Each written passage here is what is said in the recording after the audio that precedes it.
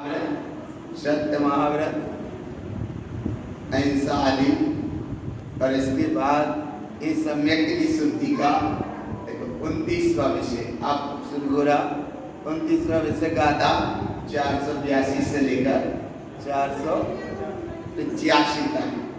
इस सम्यक की शुद्धि की विशेष महिमा और ऐसी विशेष महिमा को यहाँ बताते हैं कि जैसे अणुव्रत महाव्रत में बदले थे, ऐसे ही यहाँ अब ये देश व्रत, गृह व्रत, ये सब शिक्षा व्रत, ये महाव्रत में बदले। और ऐसे महाव्रत की अब यहाँ प्रसंग रूपांचना है। देखो महाव्रत, देश व्रत महाव्रत या दिग्व्रत महाव्रत एक कैसे हुए? ज्ञान स्वभाव की ही ये साधना है, ज्ञान स्वभाव की ही आराधना है, ज्ञान तत्व की ही उपासना है। और ऐसे ज्ञान तत्व की साधना उपासना के साथ गाथा 482 नंबर देखे वेदम शुद्धम शुद्धम दिगंबर परिणाम ज्ञानम ज्ञान तलुवम दिग्व्रत महाभयाम होती। दिग्व्रत दिग्व्रत आए महाव्रत की जहाँ सीमा, और ऐसे सीमा तक दिग्व्रत 10 दिशा में जाने की पूरी जीवन पर्यंत अब पूरी सीमा ही बना ले। कहीं हम जाना ही नहीं है, जाना ही नहीं, जाना ही नहीं है तो जाने नहीं। अब अच्छी बात जैसे जिसने अब स्वरूप को जान लिया, अब कहाँ जाना? स्वरूप को जाना, स्वरूप में जाना, स्वरूप में ठहरना, स्वरूप में रहना, उसकी यहाँ विशेष महिमा है। दिग्व्रत का शुद्ध स्वरूप कहते हैं। और इस शुद्ध स्वभाव के साथ में दिगंबरता का जो परिणाम है, एक दिग्व्रत भी पूरा महाव्रत के भाव से यहाँ जुड़ा। और एक महिमा जिसका नाम ज्ञानम च ज्ञान सर्वम, ज्ञान ही ज्ञान है। और ऐसी ज्ञान की महिमा दिग्व्रत ये महाव्रत में कहा गया। और ऐसे जब महाव्रत का स्वरूप बताया तो आगे का देखो ये बताया। और इसके बाद में अवैधिक व्रत का उसकी फिर सीमा बनती, लेकिन सीमा की भी यह नहीं है।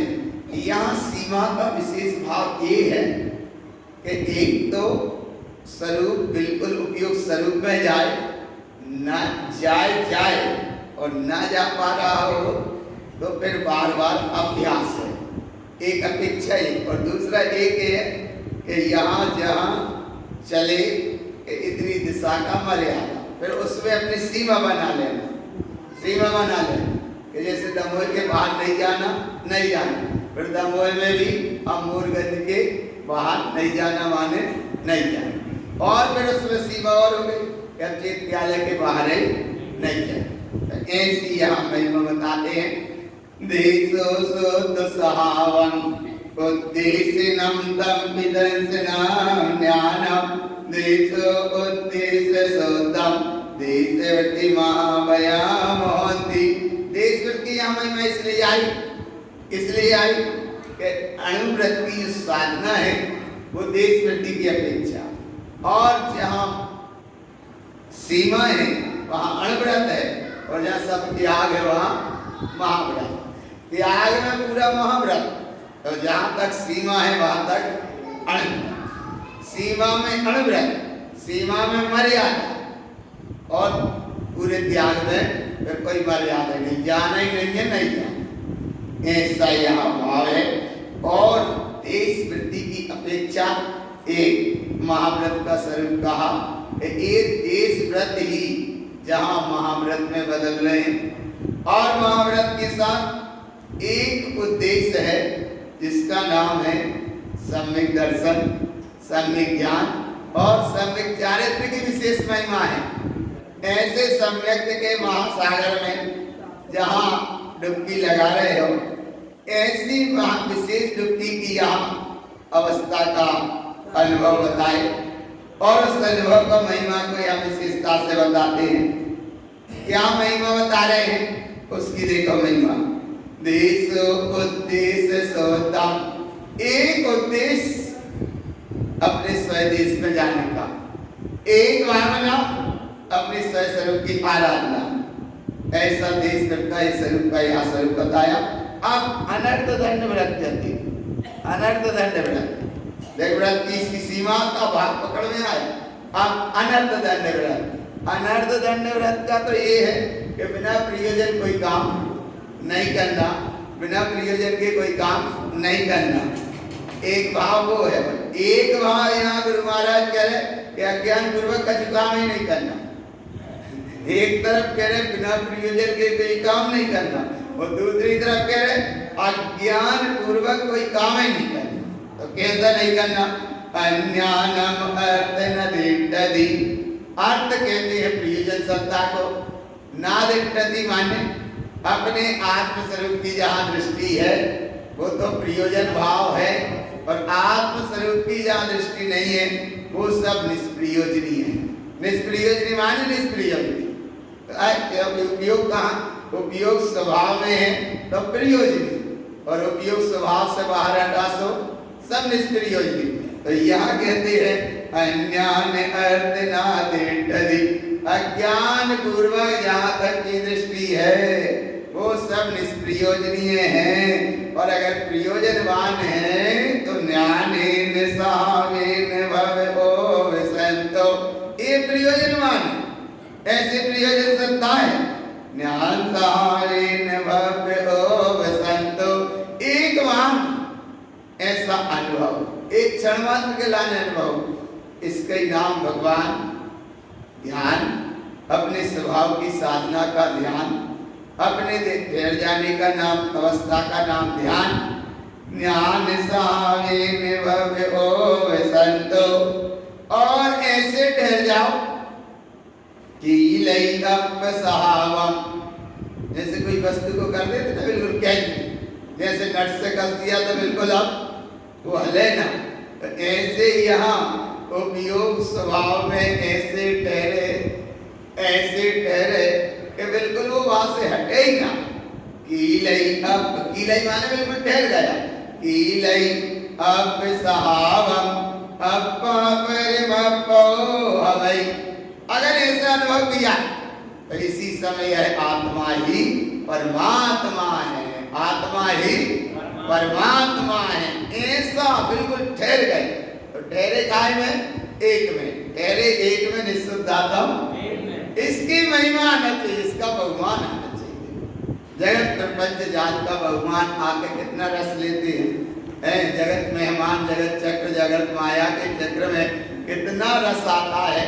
इसलिए गुरु बाबा कहते हैं कि यहाँ अगर इस व्रत के भाव को समझना तो ऐसे ठहर जा, बिल्कुल अप सहावम, बिल्कुल केंद्रित हो गए, और जिस समय केंद्रित हुए तो अप्पा परिमप्पो हवै, इसी समय आत्मा ही परमात्मा है। और जब आत्मा ही परमात्मा है तो इसमें अब मिथ्या भावे विरदो, मिथ्या के भाव से विरदो, विरदो अर्थात विरक्त हुआ। काय से विरक्त हुआ? मिथ्या के भाव। मिथ्या का भाव कौन सा भाव?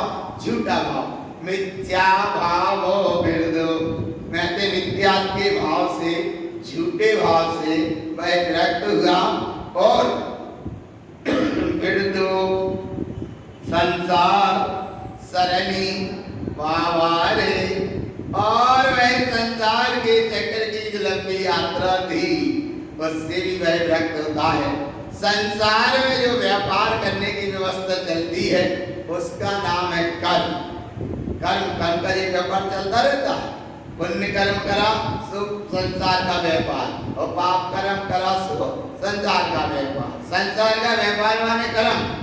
तो ऐसी ये कर्म की संज्ञा में जो संसार का व्यापार चलता रहता है अज्ञात दशा में, इसीलिए गुरु बाबा कहते कि एक अन्यान भाव से बुद्धिपूर्वक बचो, जितना बचने का प्रयास हो उतना बचो।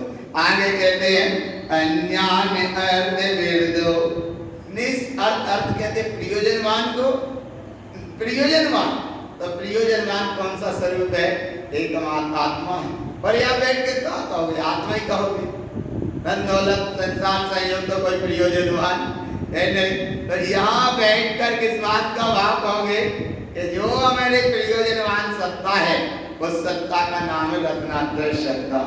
और ऐसी रत्नात्रय सत्ता अर्थ माने प्रयोजनवान और अनर्थ अर्थात अज्ञान पूर्वक जुड़ा परिणाम। और अज्ञान से जुड़े सो वही वस्तु अनर्थकारी दिख रही और ज्ञान से जुड़े से वही वस्तु अर्थ अर्थात प्रयोजनवान दिख रही। तो ऐसी प्रयोजनवान में अन्य अर्थ भेद हो। अगर प्रयोजनवान आत्मसत्ता का अनुभव है तो फिर अज्ञान का भाव नहीं होगा। जहाँ अज्ञान का भाव है वहां पर अर्थ का ही अनर्थ दिखता है। इसलिए भगवान गुरु बाबा कह रहे कि अज्ञान पूर्वक सारे परिणामों को छोड़ देते हैं ज्ञानी, छोड़ देते हैं आत्मार्थी, छोड़ देते हैं ये जो मोक्षार्थी। और ये संसार स्वार्थ संसार का चक्र अज्ञान दशा में चलता है वो छोड़ता नहीं। इसलिए यहाँ गुरु बाबा कह रहे हैं कि अज्ञान के सारे परिणाम से बचकर और एकमात्र स्वतंत्र को काय की सुरदो शुद्ध भावो। अगर सुरत रखने तो काय की देखो एकमात्र निशुद्धात्म दे। सुरत काय की निशुद्धात्म सुरत एक की निशुद्धात्म देव की। इसका नाम है सरदो। सरदो अर्थात सुरत चेना चेतना भावो भाव भाव शुद्ध भाव भाव। कौन सा भाव भाव? शुद्ध भाव। तो शुद्ध भाव आया इसका नाम अनर्थ दंड। ये जो अनर्थ दंड व्रत का है ये महाव्रत रूप नाम पाएगा। किस रूप नाम पाएगा? महाव्रत रूप नाम पाएगा। और आगे कहते हैं अब ये देवव्रत अनर्थ दंड व्रत और भोगो भोग परिमाण व्रत का यह पूरा स्वरूप बताया। अब आगे गुरु बाबा कहते हैं कि ये 4 शिक्षा व्रत। कौन से व्रत? 4 शिक्षा व्रत। जैसे देखो 5 महाव्रत और 3 जी गुण व्रत और 4 शिक्षा व्रत। एक परिणाम यहाँ बताया और इसका ही पूरा भाव है। बस भाव है भैया, एक ही भाव है। भोग भी करो सुस्वभाव का भोग करो, उपयोग करो सुस्वभाव का करो। ज्ञान की ही साधना, ज्ञान की ही आराधना और ज्ञान की ही उपासना। एकमात्र इसका ही अनुभव, इसका ही चिंतन, इसकी ही दृष्टि, इसकी ही धारणा, इसकी ही साधना, इसकी ही आराधना, इसकी ही उपासना और इसमें ही ठहरने का बार बार भाव। यही को नाम धर्म ध्यान की साधना। ऐसे धर्म ध्यान के भाव के साथ जुड़े तो जा धर्म ध्यान की भावना के साथ आप आगे फिर कहते हैं 4 शिक्षा व्रत का स्वरूप। कितने व्रत का? 4 शिक्षा व्रत। देखो कितनी सरल आता है। 4 शिक्षा व्रत का स्वरूप कहते हैं। तो 4 शिक्षा व्रत के स्वरूप में एक परिणाम यहाँ बताते हैं। देवव्रत, देशव्रत और अनंत दंड व्रत के भाव से बचकर अब जो आगे का स्वरूप इससे जुड़ा तो ये सम्यक शुद्धि का 30वां विषय। 30वां विषय कौन सा? 30वां विषय। और 30वें विषय में 4 शिक्षा व्रत महाव्रत जैसे काम करते हैं। क्योंकि ये ज्यादा पढ़ेंगे और जल्दी पकड़ में आएगा। ये 4 शिक्षा व्रत कैसे काम करेंगे? महाव्रत जैसे काम करेंगे। और महाव्रत का काम करेंगे तो कैसे करेंगे? देखो शिक्षा वै चत्वारि माने 4 शिक्षा व्रत का स्वरूप कहते हैं। शिक्षा वै चत्वारि शिक्षा दीक्षा ज्ञान जो तो शिक्षा भी हो तो ज्ञान पूर्वक और दीक्षा भी हो तो ज्ञान।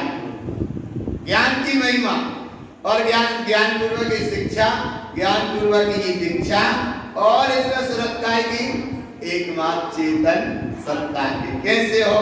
सरदो चेयन भावो। एकमात्र शुद्ध चेतन स्वभाव की ही भावना निरंतर भाव।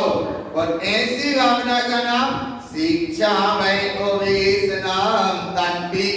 जहाँ शिक्षा मिले ज्ञान की उसे तत्काल स्वीकार करो। तंपी, तंपी माने सीख, तंपी माने सीख।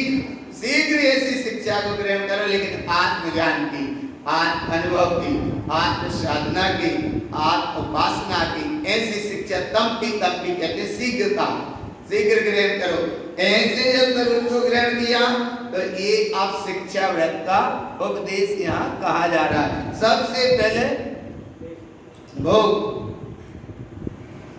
और दूसरी ओर चलेगा उपभोग और तीसरी चलेगा अतिथि संविभाग और आगे चलेगा संलेखन व्रत। ये काय में बदल जाएंगे महाव्रत में, काय में बदले महाव्रत में। और ऐसे महाव्रत की साधना के साथ में अब सबसे पहले शुभारंभ करते हैं भोग का। भोग उपभोग परिमा, माने इसका स्वरूप बताते हैं। कैसा स्वरूप? भोग उपभोग परिमा अतिथि स्वयं विभाग संलेना बंतो। इसमें चारों के नाम आ गए, काय के? शिक्षा व्रत के चारों के, भोग उपभोग अतिथि स्वयं विभाग और संलेखना बंधो माने संलेखना। ये चार नाम आए ऊपर की लाइन में। और इन चारों का स्वरूप विज्ञानम जानंद, वेद विज्ञान पूर्वक जिसने जान लिया। काय के पूर्वक? वेद विज्ञान पूर्वक। किसके पूर्वक? वेद विज्ञान पूर्वक जिसने जान लिया। और इस वेद विज्ञान में भी व्रत तो रहे बाहर के, लेकिन स्वरूप की रही शरत। और स्वरूप की शरत की स्वरूपम च ज्ञान संज्ञोतो, आत्म स्वरूप की दृष्टि। काय की दृष्टि? आत्म स्वरूप की दृष्टि। देखो जगत प्रपंच जाल की दृष्टि में देर नहीं लगती, मोह माया कर्म चक्र संयोग में भटकने में देर नहीं लगती, क्योंकि जीव वर्तमान के रस पूर्वक दशा बाह्य बाह्य मुक्ता की है, वह देख नहीं थी, भटक ही रहा है। और यहाँ स्थिर होने के लाने, थोड़ा सा स्वरूप समझने के लाने, स्वरूप की साधना का अनुभव करने के लाने थोड़ा सा पुरुषार्थ करो। आत्मा का पुरुषार्थ तब है, बोले उपयोग जब स्वभाव में जाए, इसका नाम पुरुषार्थ है। और उपयोग पर्याय में जाकर बाह्य जगत प्रपंच जाल में है, वो कोई पुरुषार्थ नहीं है, वो सब संसार का ही कारण है, विडंबना मात्र है। त्रिभंगी सारी ग्रंथ में तो कहा विडंबना मात्र है, सारी विडंबना। तो ये चार शिक्षा व्रत का स्वरूप बताते। सबसे पहले भोग, पहला कौन सा है? पहला कौन सा? तो भोग का मतलब क्या है? भोग, भोग माने, अरे भोग की परिभाषा क्या है? भोग माने भोग, एक वो तो बराबर है, एक बार भोगा जाए तो भोग। लेकिन यहाँ भाव देखो, भोग की परिभाषा क्या? बोले जो वस्तु एक बार भोगी जाए वह नाम भोग। लेकिन यहाँ गुरु बाबा कह रहे हैं कि बोले वस्तु का पहले स्वरूप तो समझो भोग। तो भोग माने का भोग? एक तरफ तो कहेंगे कि ये संसार के चक्र के भोग के परिणाम कैसे है, उसको देखो आगे कहते हैं भोगो संसार मयो, पूरा संसार को परिणामय भोगमय है। और रे कहा रहे सब अभी संसार में, वो संसार कैसे है? पूरा भोगमय है। काका सुबह से शाम तक हो गए, शाम से रात से सुबह तक, सुबह से शाम, शाम से रात, रात से सुबह, सुबह से शाम। और देखते देखते जीवन के दिन हो जाते हैं पूरी आयु पूर्ण हो रही। यहाँ गुरु बाबा कह रहे कहाँ कहाँ भोगोगे और कहाँ देखोगे। भोगो संसार मयो, पूरा संसार ही भोगमय। कहाँ कहाँ देखोगे? संसार भोगमय है। और कैसा है? अनर्थ असत्य, सही है जो मिथ्या। अनर्थ कहते क्षणभंग, असत्य कहते जिसमें सत्यता नहीं है, सही है माने जो सत्यता रहित है, क्षणभंगुर है। और इसके सहज जो परिणाम जुड़ा है, उस परिणाम का नाम है मिथ्या। तो ये मिथ्या, मिथ्या माने क्षणभंगुर, मिथ्या माने नाशवान और मिथ्या माने असत, झूठा। और ऐसा झूठा काय से जुड़ता है? देखो राग आदि दोष विषयम, सबसे पहले काय से जुड़ा? राग आदि, राग से जुड़ा तो फिर आदि में सब आ गया, राग आदि। और जब राग आदि आया माने आदि में जब राग ही है तो फिर आगे दोष आएगा ही आएगा। राग आदि दोष से विषयम, विषयों के परिणाम, कसाय के परिणाम। राग आदि विषय, विषयम दोष है, विषयम माने राग और देश का परिणाम मिला तो पापा फिर आ जाएगा तो कसाय। तो कसाय के परिणाम की फिर कसाय के भेद बने तो वहां राग भी मिलेगा और देश भी मिलेगा। और जहां राग और दोष का विषय मिला बस उसका ही नाम विषय है। तो बोले बाहर की वस्तु का नहीं भोग रहे तो कसाय को भोग रहे। एक बार वस्तु भोगी जाए वहां को नाम का है भोग, एक बार वस्तु भोग रहे वहां को नाम का है भोग। वो कसाय हर समय भोग रहे हैं वहां को नाम। अरे कसाय, कसाय का परिणाम है आया ना। तो ये गुरु बाबा कह रहे भैया ये सारे भोग के परिणाम को त्यागो। तिक्तंती अभाव सिक्ख्यम बनियम, जब तक इनके त्याग का भाव नहीं होगा तब तक स्वभाव की चर्चा भले कर लो लेकिन वो चर्या का विषय नहीं बनेगा। सबसे पहले शिक्षा व्रत का भोग, एक बार भोग लेकिन वह भोग के फल का फिर बार बार फल भोग। एक बार वस्तु भोगी और भोग में जो रस होगा तो पहले फल वस्तु भोग, वो फिर वहां में जो रस बना तो बाकी फल को बार बार भोग। ये संसार का कारण है। आगे फिर कहते हैं राग आदि उपवन्नम, राग के उदय में होने वाले ये परिणाम कैसे हैं?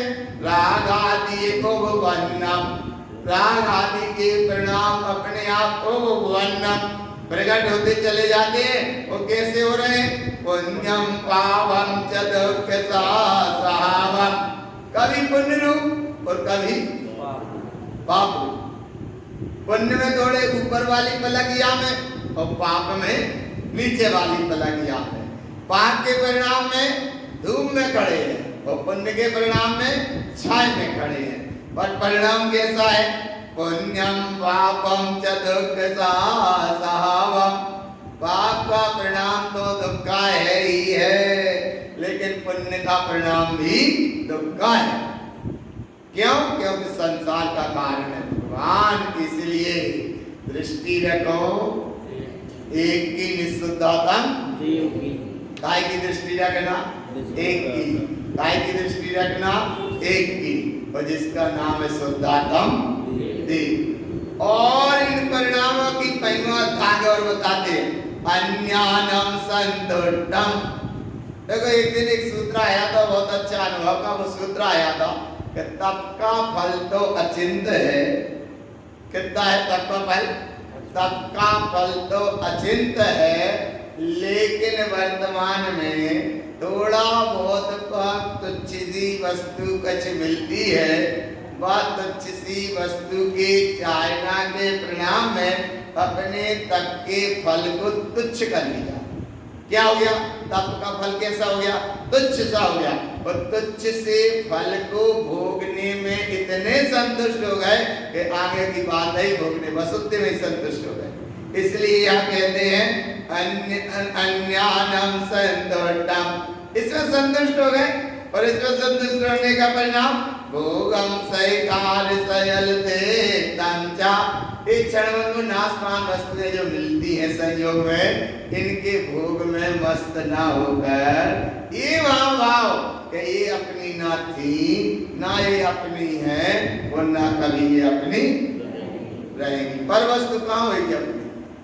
पर वस्तु को इकट्ठा मानकर ये अपने में एक अंत बना करता, ऐसा तो करता। और पर वस्तु का अपनी यहाँ है ही नहीं है, है ही नहीं है।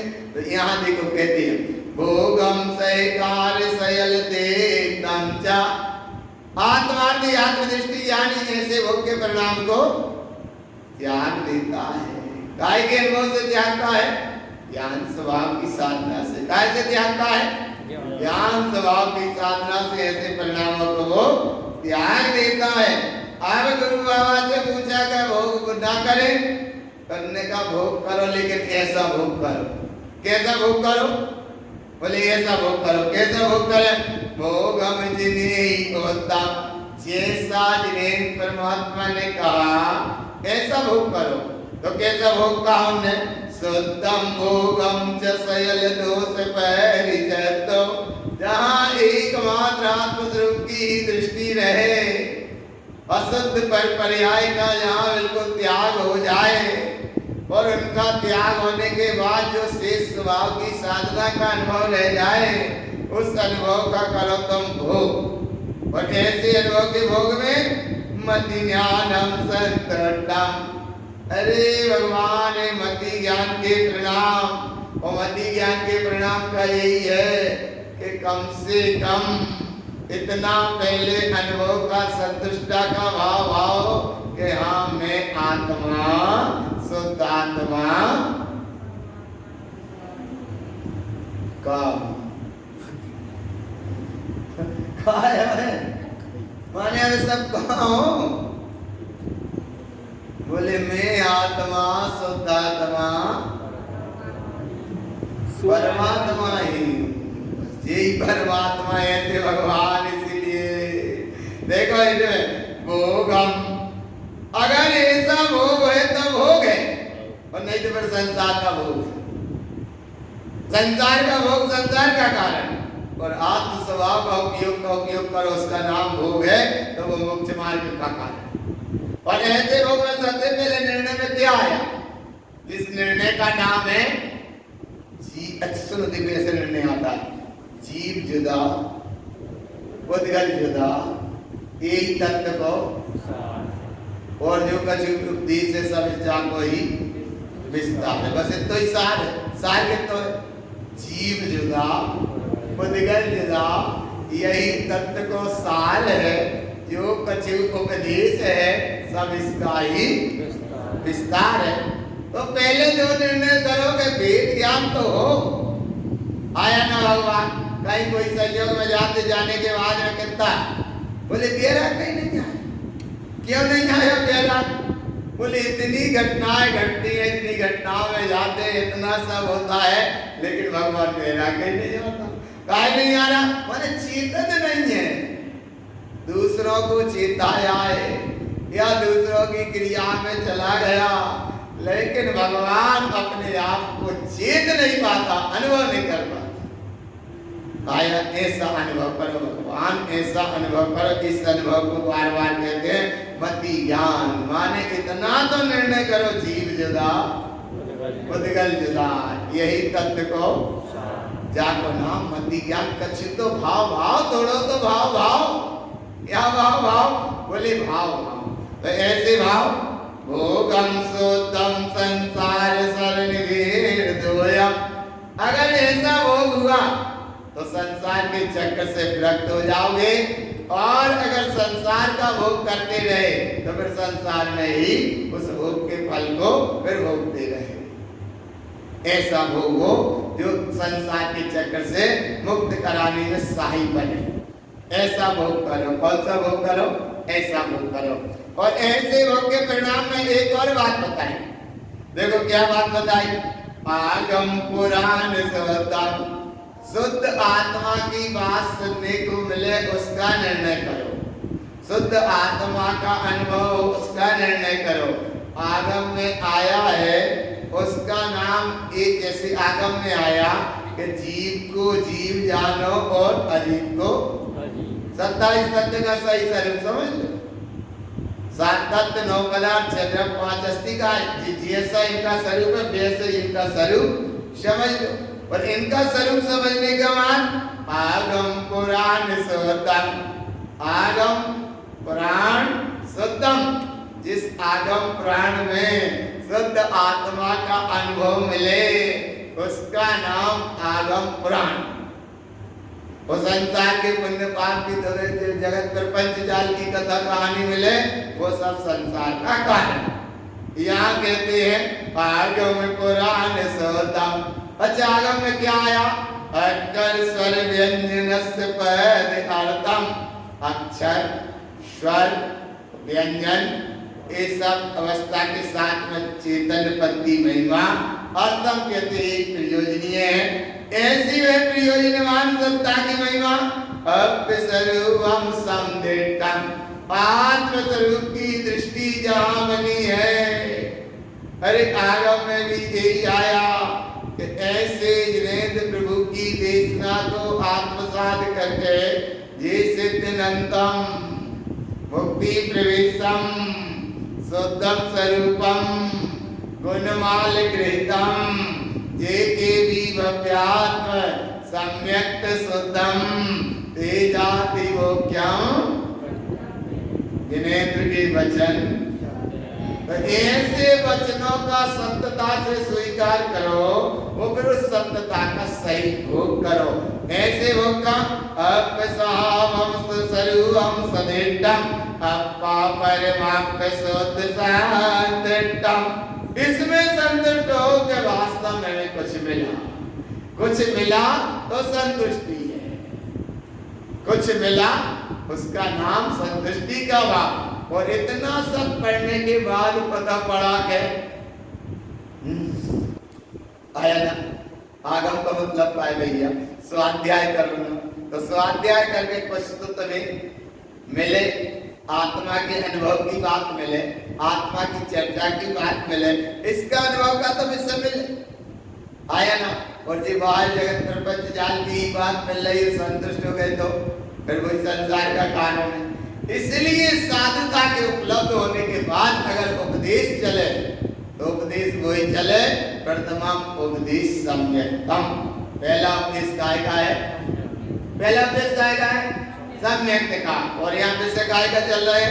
सम्यक्त की शुद्धि का। और सम्यक्त की शुद्धि के साथ में अपा परिवाक्य शुद्ध संतटम, आत्मा शुद्ध आत्मा परमात्मा ही है। आप भोग का स्वरूप बताने के बाद आप उपभोग देंगे। उपभोग, उपभोग माने जो वस्तु बार बार भोगी जाए वह अपना उपभोग है। अब उपभोग में क्या आया देखो, उपभोगम दुष्टवनियम, जिस संसार के जो उपभोग है ये दुष्ट कहे गए हैं। दुष्ट दुष्ट कहे हैं और वे दुष्टता के परिणामों को बहुत अच्छा सुनो। देखो संसार के परिणाम, जैसे झूठ बोलने का परिणाम दुष्ट परिणाम है, या माया का परिणाम दुष्ट परिणाम है, या मान का परिणाम दुष्ट परिणाम है, या कसाय का परिणाम दुष्ट परिणाम है, या मिथ्यात्व का परिणाम दुष्ट परिणाम है। तो ऐसे दुष्ट परिणामों से जुड़े हैं और वही बार बार भोग रहे। तो उपभोग वो एक दिन को भोगने में उपभोग बनियम माने कहा गए हैं। एक उपभोग के परिणाम दुष्ट कहे गए हैं। क्या कराते हैं? संसारे सरनिसार्धनाम नित्यम, ये संसार की लंबी परिभ्रमण की यात्रा में सदा सहाय बने रहते हैं, सहाय बने रहते हैं। काय में? संसार की परिभ्रमण की यात्रा में। और उसमें सबसे ज्यादा अगर वजनदार है तो मिथ्यात्व राग सहीयम, मिथ्यात्व पहले, इसके बाद में राग और देश कसा। संसार साधनम, संसार के साधना में बने रहते हैं, इसीलिए ये दुष्ट कहे। और इसमें रस भरता है, उसका नाम कुज्ञानम विषय चिंतनम तंपी, को ज्ञान के परिणाम से जुड़े, राग के परिणाम से जुड़े, विद्यान के परिणाम से जुड़े, संसार की वासना के परिणाम से जुड़े, संसार के चक्र से जुड़े, इसका नाम है सब संसार का ही कारण। और कहां तक क्या क्या भोगोगे? देखो आगे कहते हैं, जस्य मनस्य पसरो, मन की पसरन फैलाव तो कम नहीं है, ऐसी उसकी लंबी बिछात है कि चाहे फिर सूखा हो चाहे बरसात है, लेकिन मन की लंबी बिछात है। और जहाँ मन की लंबी बिछात है उसी का नाम विद्यात है। और ऐसे विद्यात के परिणाम से जुड़े जा जाति अनादिकाल की जय जात, कौन सी जात है? जय अनादिकाल की भूल दशा में, माने अज्ञान दशा में, मिथ्या दशा में ये जात की जात है। और बाकी सच्ची जात तो की वो है कि सिद्ध स्वरूपी भगवान आत्मा है। मैं ज्ञानानंद स्वभावी हूँ, मैं ज्ञानानंद। तो जब मैं ज्ञानानंद स्वभावी हूँ तो फिर भगवान जाको भोग करो। तो मैं ज्ञानानंद, इसका भोग करो, इसका भोग करो। और ऐसे ही उपभोग का यहाँ स्वरूप बताया कि मन की पसरन फैलाव से बचो, लंबी है मन की पर बिछास से बचो, इससे सब बचे। आगे कहते हैं 10 परिणाम असोई। अगर मन के परिणाम से जुड़े तो सारे परिणाम अशुभ हैं और वे परिणाम सब संसार के ही कारण। और ऐसे संसार के कारण में आगे कहते हैं देखतंति सयल दोषम, यानी आत्मार्थ जीव ऐसे सारे दोष के परिणामों को त्याग देता है। और जब इसको त्यागता है तो क्या ज्ञान सहायेन त्यक्त उपभोगम, सारे संसार के परिणाम को त्यागा। और उसको त्यागने के बाद में जो शेष आत्म स्वरूप का अनुभव बचा उसका नाम है ज्ञान स्वभाव। और ऐसी ज्ञान स्वभाव की साधना का बार बार उपयोग करे, बाको नाम है उपभोग। और ऐसे उपभोग का और ये उपभोग करना तो जिन उत्तम उपभोगम, जिनेंद्र के वचनों का बार बार उपभोग करो, बार बार उपयोग करो, बार बार उपभोग करो, अर्थात बार बार स्वाध्याय करो, बार बार स्वाध्याय करो, श्रवण करो। ये भी स्वाध्याय के उसमें भेद में आए, वाचना प्रचनापेक्षा आमना धारणा, ये तत्वार सूत्र में आए स्वाध्याय के ही भेद है कि भैया आपस में वाचना करो, प्रचना पूछना करो, वाचना प्रचनानुआमनाय में दृढ़ रहो। और फिर वह धारणा को विषय पक्ष को बना लो कि एक बात निर्णय हो गया, माने हो गया कि मैं आत्मा हूँ, माने हूँ, धारणा। और जब अनुभव में आ गया भाई को नाम धर्मोपदेश है। और जब उपदेश का मतलब स्वाध्याय, तो ऐसे स्वाध्याय में इसका बार बार उपभोग, जिन उत्तम उपभोगम संसारे शरण त्यक्त अज्ञानम, संसार के चक्र की लंबी यात्रा अज्ञान दशा में चली आ रही थी, उस यात्रा का हो विराम और उपयोग पहुंचे अपने धाम, जिसका नाम है चैतन्यता का ही एकमात्र नाम। क्या नाम है?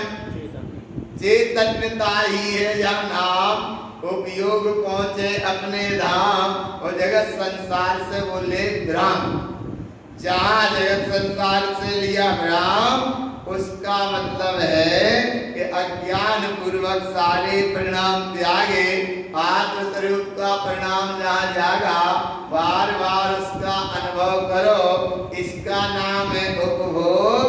अक्षर पदम न जानती, ना तो चेतन पद को समझा, ना अक्षर स्वभाव को जाना। अक्षर पदम न जाना थी, ना अक्षर को जाना और ना पद को जाना।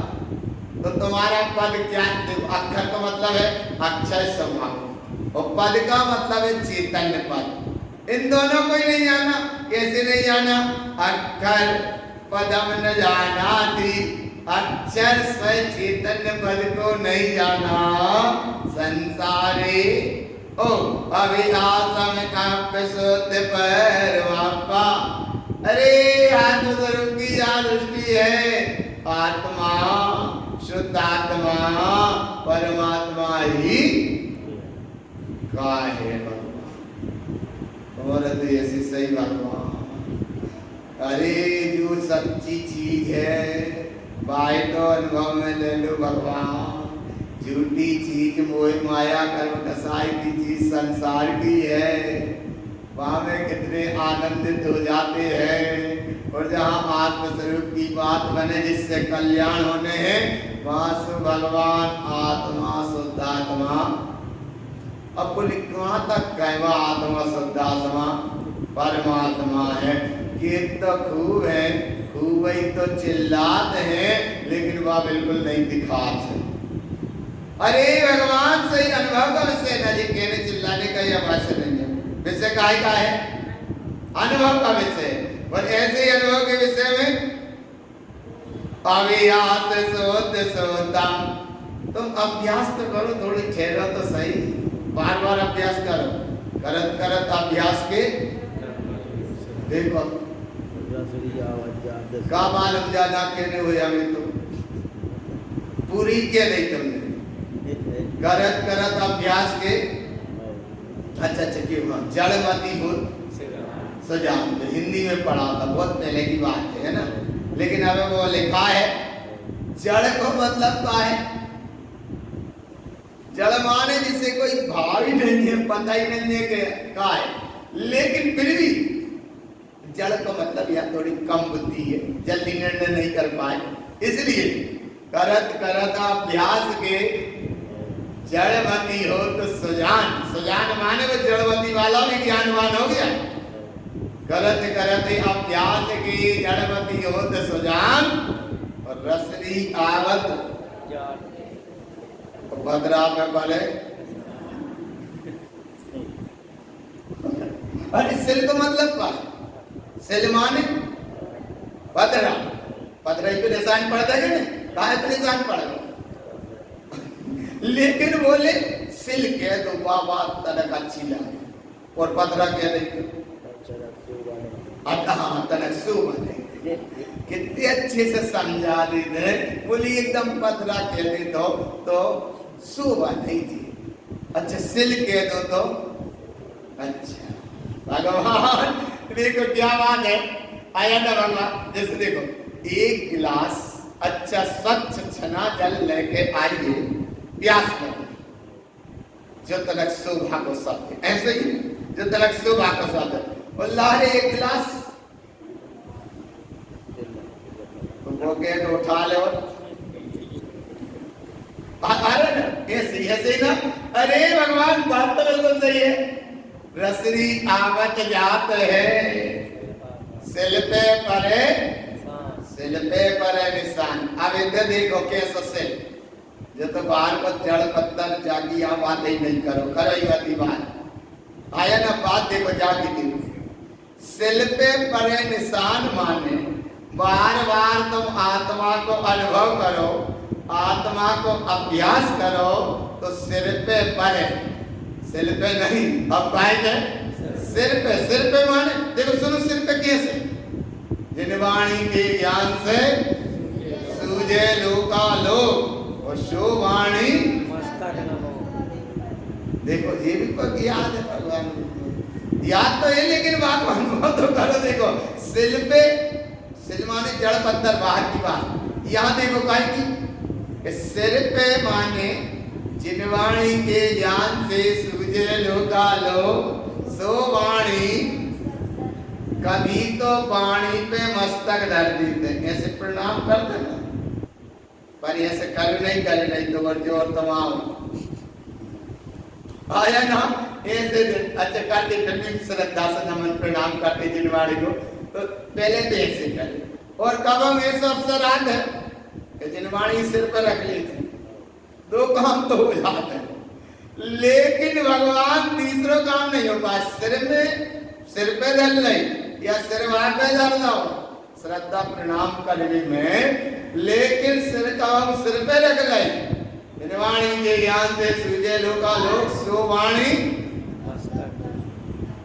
अब भाव का है, सो वाणी मस्तक में धरूं, काय में धरूं, एक तुमको जड़ हीरा मिल जाए, डब्बा में डब्बा, डब्बा में डब्बा, डब्बा में डब्बा, डब्बा में डब्बा, गोदरेज में गोदरेज, गोदरेज में डब्बा, डब्बा में डब्बा, फिर अंदर लाख बाहर लाख सब लाख, आया ना, एक जड़ हीरा मिला तो कितने डब्बा में डब्बा, डब्बा में डब्बा, डब्बा में डब्बा, और पैसा ही पड़ा रही तो आया ना भगवान, सुनो पैसा ही पड़ा रहे तो वो बच भी जाएगा, और ज्यादा इंतजाम से रखो सो हाँ कब चलो जाए पता। इसलिए यहाँ भगवान जिनवाणी को कहाँ रखना, मस्तक में रखना। मस्तक में रखने का भाव ये है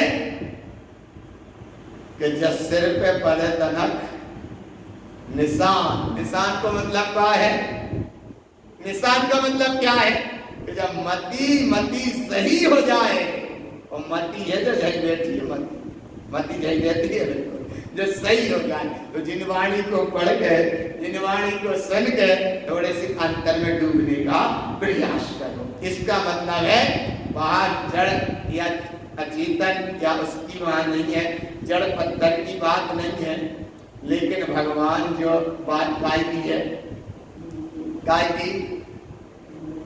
की चैतन्य स्वरूपी भगवान आत्मा की, लेकिन समझ में उन्हें आई जिनकी मति सही है। मति सही है तो वह जिनवाणी सिर पे रखा जाए, सिर में रखाएगी। तो जिनकी मति सही नहीं है भाई को नाम जड़ मति। मति सही नहीं है वह को नाम का है जड़ मति। अच्छा देखो सुनो मति जल्दी समझ में आ। भोजन करने बैठी और थाली रख दे उल्टी, वो उल्टी थाली पे परसन लगे, दाल में गई नीचे, रोटी के संग के गई नीचे, जाको नाम है जड़मती।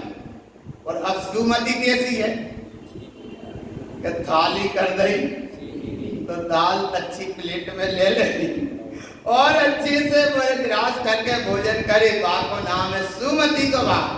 अरे बोले थाली में ही तो भोजन करने, तो थाली में तो करने, लेकिन कैसी थाली में करने, ना उल्टी में। अच्छा बोले थाली में करना है तो उल्टी में करने के, सीधी में करने के, कैसे करने, बोले जा बताई नहीं। जय को नाम जड़मती। और अपने यहाँ विवेक जागृत रहे, ग्रास आने के पहले थाली अच्छी सीधी हो तो वहां में भगवान अनुभव का विषय बने। रोटी ग्रास दाल तो जास उल्टी है, बाको मतलब जड़मती, और तनक सीधी हो जाए बाको नाम सुमति। तो ऐसे इधर के भगवान वहां सीधी थाली, ऐसे ये सीधा है बेचारा तरकाली। तरकाली माने भगवान आत्मा, ये बिल्कुल सीधा है तरकाली, लेकिन जब उपयोग की परिणति में तनक जो उल्टापन है वो तनक सीधोपन हो जाए। सीधोपन हो सो सुमति और उल्टोपन है सो जड़मति। उल्टोपन है सो अच्छा सुनो देखो, सीधोपन और उल्टोपन, उपयोग अगर मन से जुड़े सो जड़मति, और उपयोग स्वभाव से जुड़े सो सुमति। अरे परिणति में तनक नम्रता निम्रता आ जाए तो सुमति, और विभाव अहंकार से जुड़े सो जड़मति। तो इसलिए जड़मति, इससे बचने का प्रयास करो, अपने स्वरूप की साधना करो। दंसन ज्ञाने विशुद्ध चरणानम रत्नात्र शुभा की साधना, और चिंतन भाव शुद्धम, इसका अनुभव करो। इसके अनुभव से क्या होगा, उपभोगम चेयना भावम, इसका बार बार उपयोग हो रहा, उसका नाम उपभोग है। और अब चलते हैं अगला व्रत है शिक्षा व्रत में, अगला है अतिथि संविवाह। कौन सा है अगला, कौन सा है अतिथि संविवाह। इस अतिथि संविवाह का आगे का प्रसंग क्या कहते हैं, देखो आगे का प्रसंग क्या कहते हैं, अतिथि स्वयं विभागम मिथ्यामय राग दोष मेरे अंतो। अतिथि, अतिथि का भाव तो वो है कि बिना तिथि बताए कोई आ जाए। जैसे भरत चक्रवर्ती खड़े रहते थे, या कोई भी आत्मार्थी पुरुष रहते थे कि भैया कोई गीतराग ये बंदे करके जाओ, अच्छा देख के आया ना भगवान। इतनी नम्रता विनम्रता का जहाँ महासागर है, उसको अनुभव में लो, और ऐसे अनुभव में लेने के लाने इतनी गहराई में तुम ठहरो भगवान, इतनी गहराई में ठहरो, इतनी गहराई में ठहरो, जहां बिल्कुल कोई भी समझौता ना हो, और ऐसे समझौता के परिणाम में समझौता ना हो। तब फिर भगवान अतिथि, एक अतिथि तो वो है जिसकी आने की कोई नहीं तिथि, न जाने की कोई तिथि, वहां को नाम अतिथि। और एक तो बाहर की व्यवस्था, लेकिन इधर अतिथि, अतिथि माने उपयोग और स्वभाव। ऐसे उपयोग स्वभाव में अतिथि स्वयं विभागम मिथ्यामय राग दोष वेरयन्तो अन्यानम नौपिच्छै शुद्ध सावम च पिच्छै अप्पा। ये अतिथि स्वयं विभाग, और इसकी महिमा बताई कहाँ है? स्वयं विभागी स्वतम, स्वयं अखंड सत्ता अपने आप में परिपूर्ण है, जिसका कभी विभाग नहीं होता। अन्यो पुद्गल वियानु अपाना, एक पुद्गल के अणु तक जिसका विभाग नहीं होता। इन दोनों का स्वरूप समझकर विविध स्वरूपम सोतम, जो अपने आप में परिपूर्ण सत्ता है, इसका अनुभव करो। अपानम परमप्पाजानम, परमप्पयम जानो, आत्मा ही परमात्मा ऐसा तुम जानो। और अंतिम व्रत कहते अभी के प्रसंग में, जिसका नाम है सल्लेखना व्रत। काय का नाम है? सल्लेखना। अब सल्लेखना का यहाँ महिमा बताते हैं। सल्लेखना शरीरो इंद्री मन पसरो दोष सल्ले, सल्लई राग दोषम मिथ्या अन्यान सल्ल सल्ले। अरे सल्ल जाए कसाई की, सल्ल रहती है मिथ्या की, सल्ल रहती है मोह माया की, सल्ल रहती है राग दोष की, सल्ल रहती है मिथ्यात्मान्यता की, सल्ल रहती है परिग्रह की, या सल्ल रहती है माया की। ये सल्ल को त्याग कर, या सल्ल रहती है मन की पसरन की, या सब सल्ल को त्याग कर और शरीर और इंद्री, शरीर का जो वो तीड़ सीड़ करते जा रहे हैं। अब बोले कच्चे नहीं लेना, इस सल्लेखना व्रत का भाव है यहाँ। लेकिन ऐसा नहीं, धीरे धीरे क्रश, लेकिन कसाय का पहले। कसाय का क्रश हो तो बाहर की व्यवस्था भी अंदर की व्यवस्था सही है, और कसाय है भरपूर, फिर कितना कच्चे करत लो भगवान। वो सल्लेखना व्रत नहीं। बोले सल्लेखना चल रही है, कई जगह हमने देखा, कई जगह देखते हैं। अच्छा बोले चलो सल्लेखना चल रही, शरीर छूट रहा, चलो कोई जीव को अच्छे संबोध दो। अब अन्य बोले कि भगवान ऐसी ऐसी चीज कैसे बोले राके रखो, बाकी एक बार देख लें। अरे भगवान कहते बेटा मना, अरे कहीं मोह माया के कई चक्र में उलझ गए, बस सल्लेखना बिगड़ जाएगा, काम बिगड़ जाता है। इसलिए भगवान मरवो भलो विदेश में जहां ना अपनो कोई,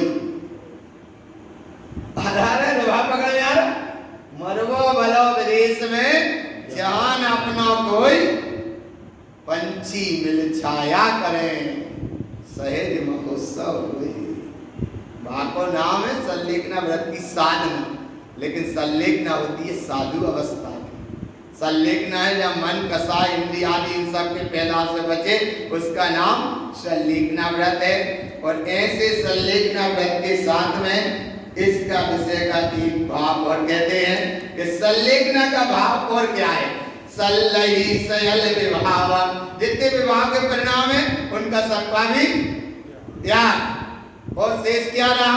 अप्पा अप्पेन चेनासोतम, आत्मा ही आत्मा है, आत्मा ही चेतन स्वरूपी है, और वह शुद्ध ही शुद्ध है। कितनी शुद्ध है? अप्पा परमप्पानम, आत्मा ही परमात्मा है। निश्चय टियम दंसनाम सोतम, अपने उपयोग शुद्ध उपयोग स्वरूप में बिल्कुल इतने ठिये माने अपने स्थान पर ठहर जाए, बाको नाम है सल्लेखना व्रत। और ऐसे सल्लेखना व्रत का यहाँ पूरा स्वरूप होगा। ये 12 व्रत का पूरा स्वरूप यहाँ हो रहा है। उपसंहार की गाथा इस निर्णय में कहते हैं 12 व्रतों का उपदेश दिया था। 5 महाव्रत, 3 गुण व्रत और 4 शिक्षा व्रत। 12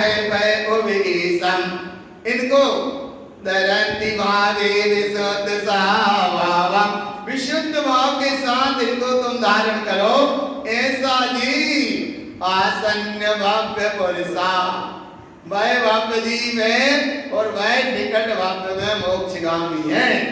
आसन भव्य निकट मोक्षगामी ऐसा जीव आसन्न भव्य पुरुषा, ज्ञान बले निपुए जंती, निर्वाण पूर्वक को वो दशा को उपलब्ध हो जाता है। ऐसे व्रत का यहाँ पूरा स्वरूप बताया। अब आगे जो प्रसंग आएगा वो अब समय अनुसार आएगा, इसलिए दृष्टि रखो एक पर निश्चितातम एक पर। धीरे से प्रति देख के भैया बंद करियो, बहुत संभाल के, जीव राशि बीच में ना रह जाए, थोड़ी सी संभाल करके।